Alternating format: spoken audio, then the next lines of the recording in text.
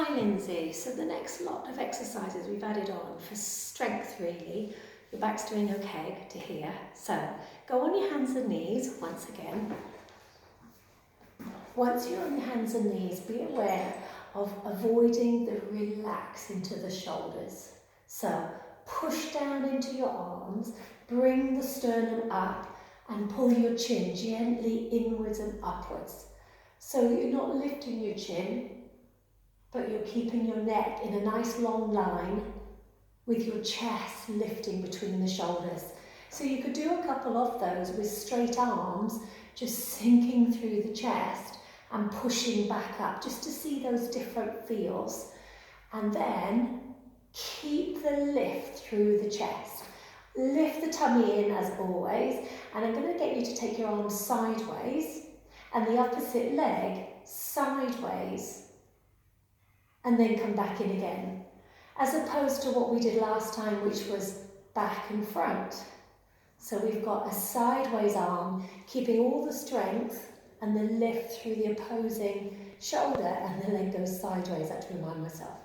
Just check that you don't hike the hip up and then come back down.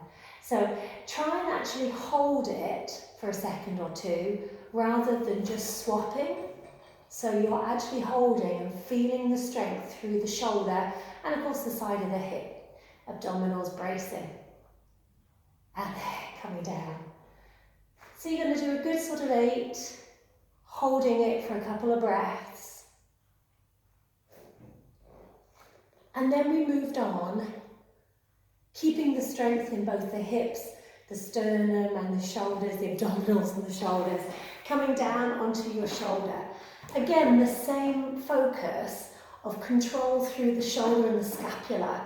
So relaxing is where we tend to sit into the joint. There's nothing wrong with it, it's just that it's not strengthening the joint, we're just holding into the muscles, into the bones. So we want the muscles to hold the bone in a different place. If your neck is uncomfortable, you can look down a little bit, it doesn't have to be forward. So you're keeping the lift in the shoulder. Scoop the tummy in, and you can do your clams here.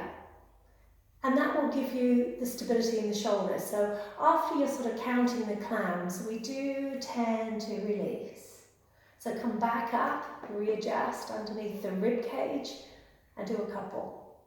When you feel that you're getting control here and you're very aware of it, which won't take long, then see, using your top arm on the floor, that you can just slightly lift the elbow. You'll feel how you're putting strength into your shoulder. And then lower it back down.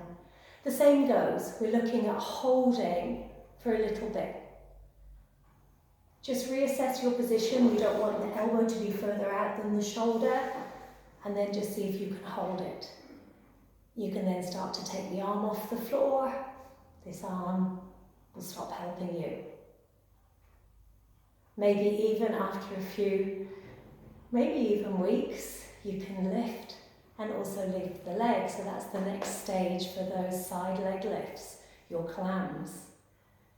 And of course do that on both sides. So I'll just reiterate it, just for the sake of the video. You're coming out of the shoulder, confirming the position, lifting out of the rib cage into the stomach, holding tight.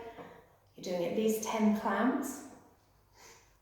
When you can really happily make sure that you're not releasing, be aware of this shoulder, you're then starting to take a bit more weight into the shoulder and lowering down.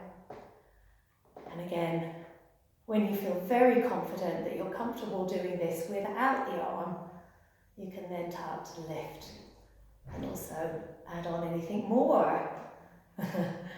So, moving on in the shoulders, after you've done something one side than the other, really good idea to do something both arms. Taking your band, you mentioned it was difficult to find an area in the room, so you can do it seated with it tucked underneath your toes, both toes or one toe. I know you can't see that, so you can obviously do it on the floor if you're there. Both feet is probably a better idea if you are on the floor. Be very aware of sitting tall. And then just holding on to it, you can always wrap it around your hands.